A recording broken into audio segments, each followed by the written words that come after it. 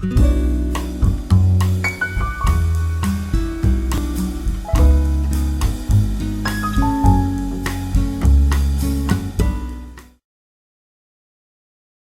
there, vinyl community and YouTube. This is going to be a little special video. I'm not too sure how many who are interested in this, but I know that there actually are some jazz collectors out there in the vinyl community. I know that, who are interested in Swedish jazz. I know that Baraka P. Dub, Paul, are a little bit interested in Swedish jazz. I also know that Audiophilos Armian in Germany also have been wondering about Swedish jazz, and I've felt like, why not? I can do a little video about Swedish jazz and the connection of American and Swedish jazz, because once upon a time in the 50s there were a huge combination and collaboration between American and Swedish jazz musicians. Sorry, Adam, 87, no Kenny G this time either. I have no reports of him performing with any Swedish jazz musicians, but I hope you enjoy it anyway, and everybody else, of course. So hope this video will not be all too long. I'm going to talk a little about the most famous Swedish jazz musicians from the 40s and 50s, and maybe a little about the 60s. I will not do all that much deep search into Swedish jazz, because then the video would be too long. I will just take the basics about the Swedish jazz history. Swedish jazz history, we always have been a little bit behind USA when it comes to the trends. When in America, when you were listening to hard bop and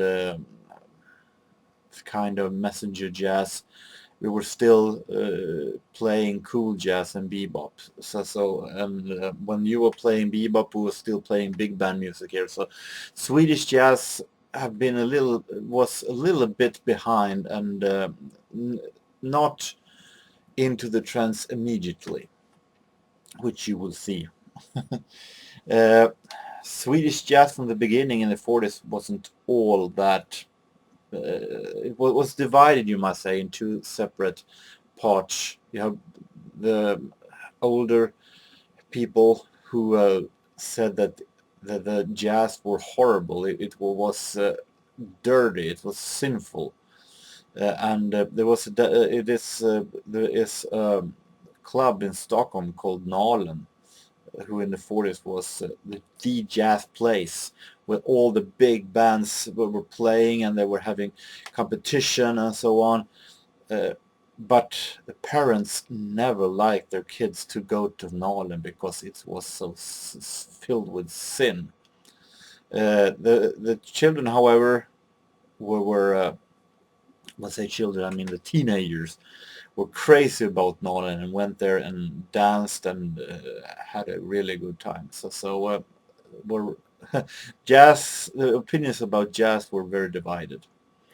This will not be too much about Nalen, even though Nalen was a great place and an important place for the Swedish jazz history.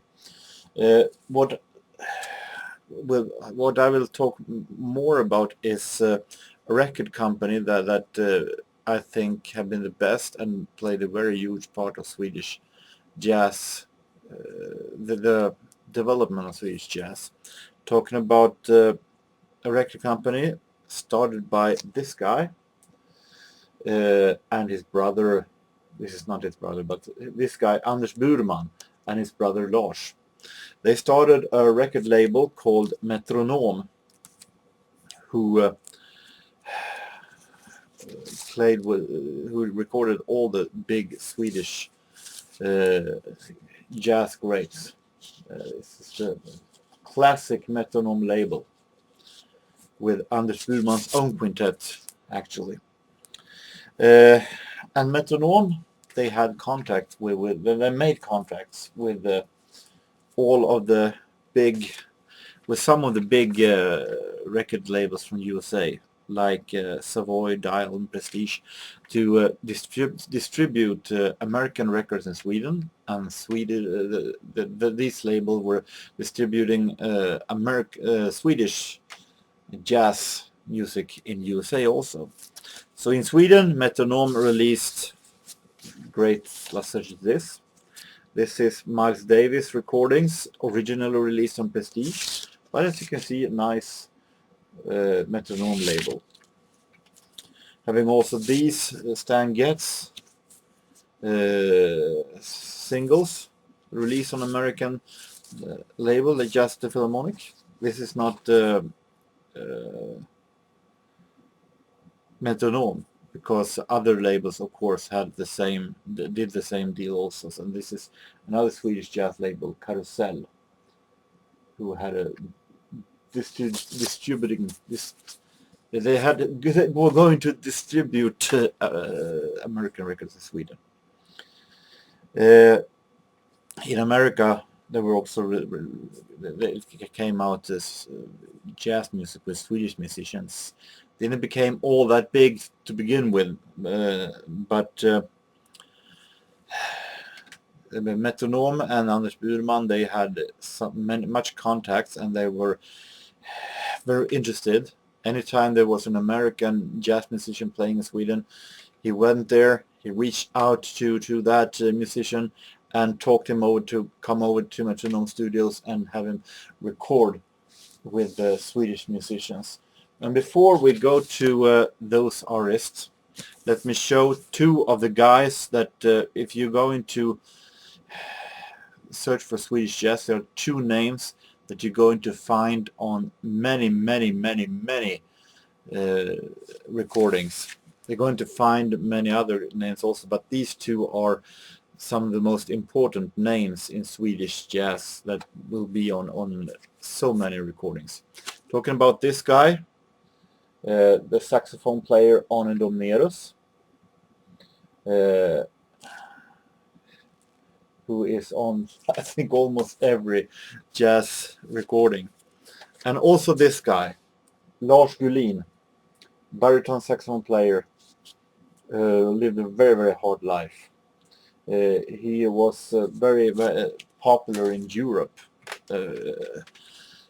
playing all over Europe.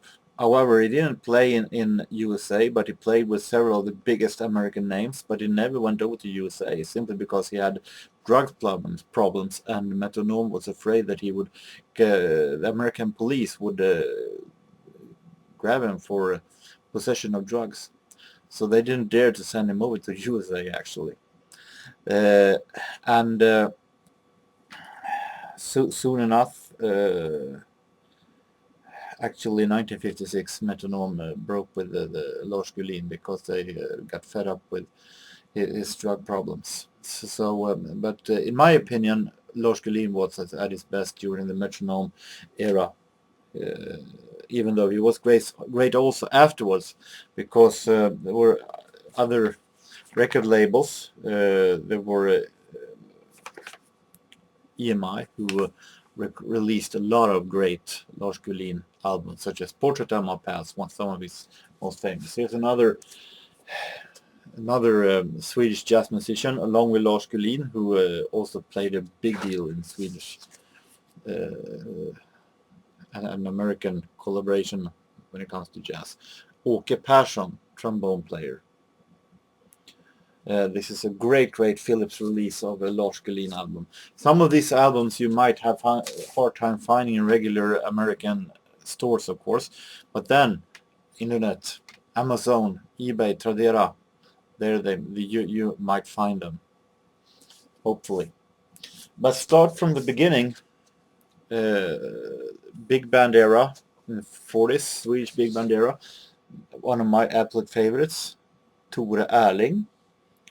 released a lot of great music during the 40s. It was Sweden's most famous big band leader among many greats. But also then we got famous internationally, and much also thanks to this guy. Here is Åke Hasselgard, in USA named Stan Hasselgard. And what's funny about this guy is that he's actually born here in my city, Sundsvall. And he got so famous that he got called over to the USA, and Benny Goodman was very, very high on him, and loved him very much, and he played in Benny Goodman's septet.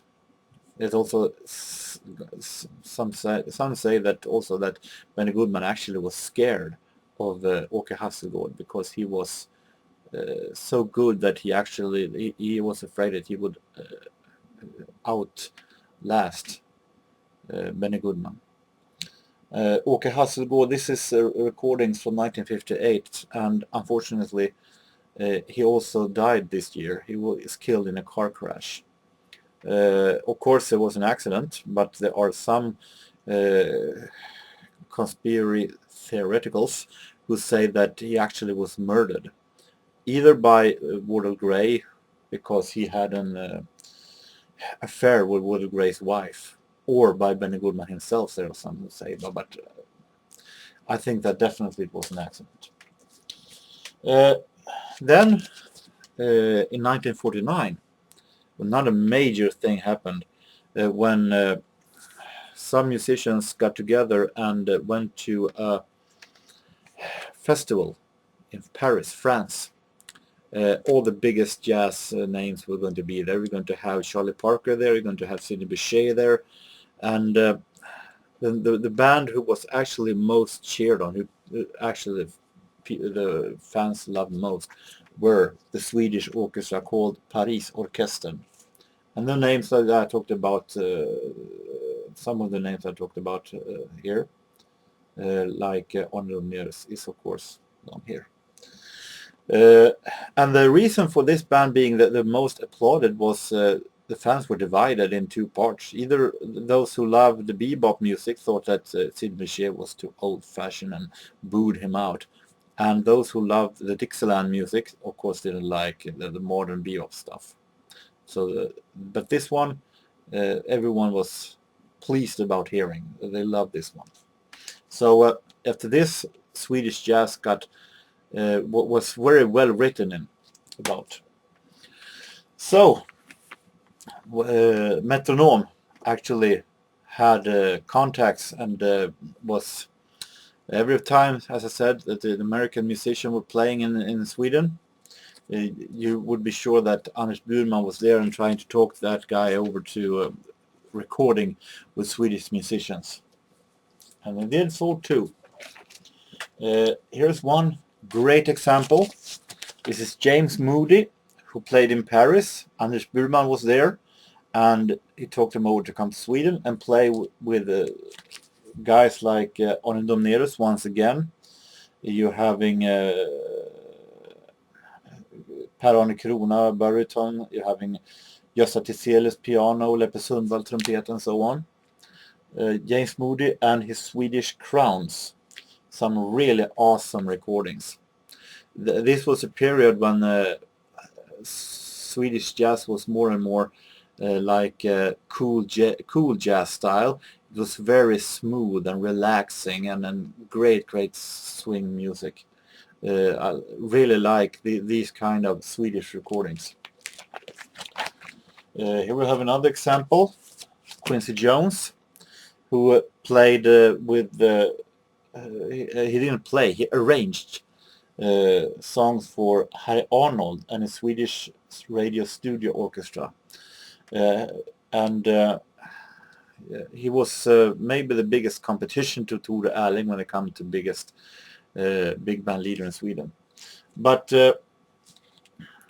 Quincy Jones took Harry Arnold Orchestra and they did some awesome arrangements. that sounded more like sometimes like Dizzy Gillespie's bebop big band. And he also had an American trumpet player with him, Benny Bailey.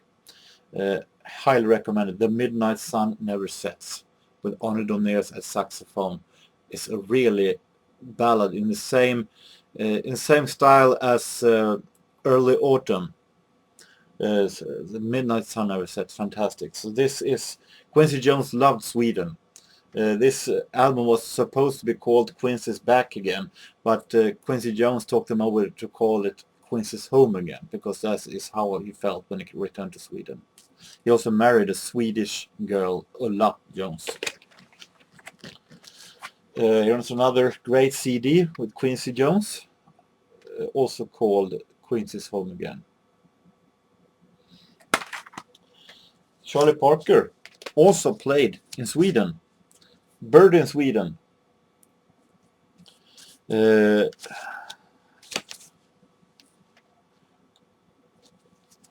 These are recordings from 1950 when it plays in Malmö and Helsingborg with Gösta Tiselius, Tore Edeby, Jack Norén, and the trumpet player that I will return to later on, Rolf Ericson. Here's another proof of Americans in Sweden. Art Farmer Quartet with Jim Hall, Visa på annorlunda vis. This is, surprise, surprise, recorded in Metronome Studios with Anders Burman as the producer. Art Farmer, Jim Hall, Steve Swallow, and Pete LaRocca. And they're playing actually Swedish folk melodies. Visa in annorlunda vis is sung in a different way. So we're having here some Swedish folk music, and it actually says is Swedish. So that most likely Art Farmer and the guys didn't have any clue of what they were playing or what the song was about, but they liked what they heard and they played it anyway. And here is also another artist that I like very much, who also played a lot in USA. There were not many jazz musicians who played, Swedish jazz musicians who played in USA, unfortunately.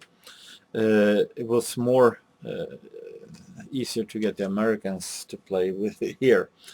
This is Monica Zetterlund, my absolute favorite jazz singer. Here she plays with Thad Jones and Mel Lewis Orchestra.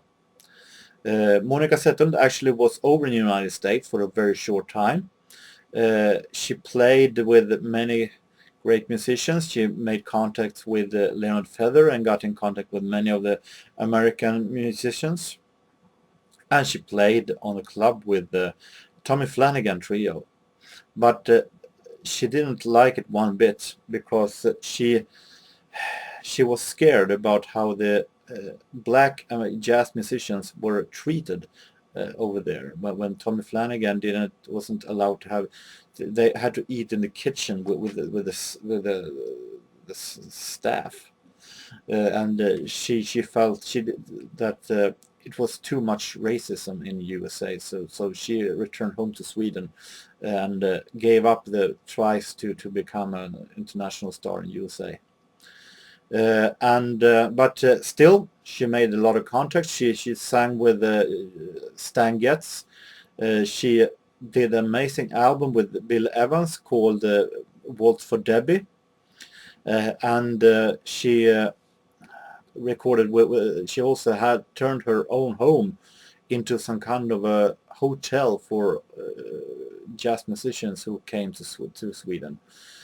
So she had many of the biggest names sleeping over at her house, actually. So fantastic singer with a fantastic story to tell, Monica Zetterlund. See if I can find everything in right order here.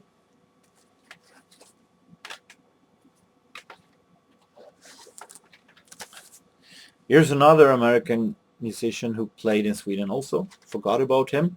Clifford Brown. Here he plays with Arne Domnerus again. I said he's a man to keep out with. And Lars Gullin is here, Bengt Hallberg is here. So, and has a own song here called Stockholm Sweetening. Having here Stan Getz, who played a lot in Sweden. He actually lived in Sweden for a couple of years. He married to Monica Silversköld, a Swedish nurse who treated him when he was at a hospital for a while. But it wasn't all that happy marriage, even though they had a couple of kids. One of them, Peter Getz, is a saxophone player here in Sweden, jazz musicians. And it wasn't all that happy marriage, so he moved back to USA soon. But he played with some of the best here. We have Bengt Hallberg, having Gunnar Jonsson bass, Jack Norén drums, and so on. And from 1951 is this great EP with Schoolboy, Night and Day, I Only Have Eyes for You, och Ack Värmeland, sköna, who he took over to USA and called Dear Old Stockholm. Cool Stan in Cool Sweden.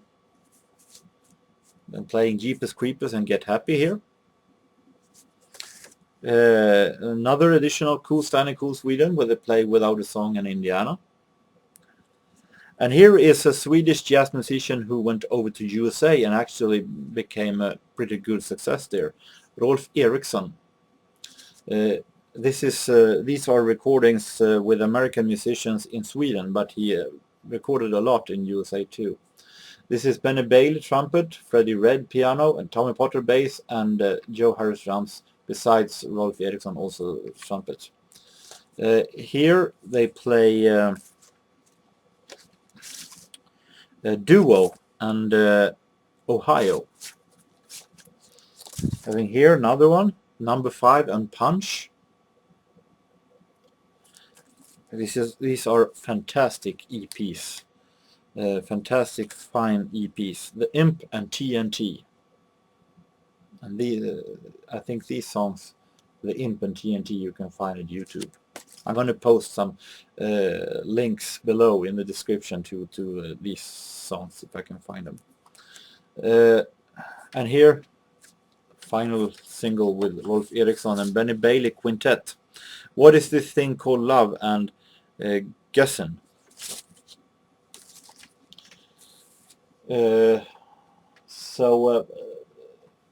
These were some examples of Swedish jazz who were very popular in America, and did great music along with American jazz musicians here in Sweden. We had a lot of jazz clubs back then, and but during the 1960s, the jazz era began to fade out here in Sweden. In USA, the trend now was free jazz, avant-garde jazz, and so on. And Anders Burman at Metronome wasn't all that interested in that, so he more or less gave up giving out jazz music and started giving out Schlager music like Lill-Babs and Siw Malmkvist and so on.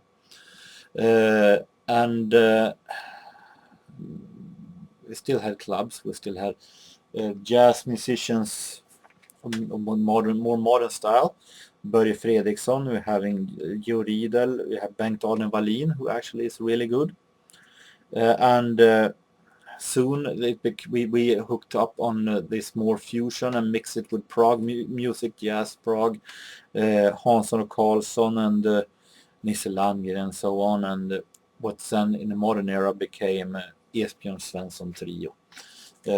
But I am a kind of guy, as you understand, who is more interested in the genuine classic jazz music. So I haven't all that much knowledge about these last names that I mentioned, but still it's great to listen to this kind of jazz from the Metronome days, with Lars Gullin, with Arne Domnerus, Bengt Hallberg, with the days when the American jazz musicians came here, played on a club, and all of a sudden they winded up in a Swedish record studio with Swedish jazz musicians, and it did great jazz.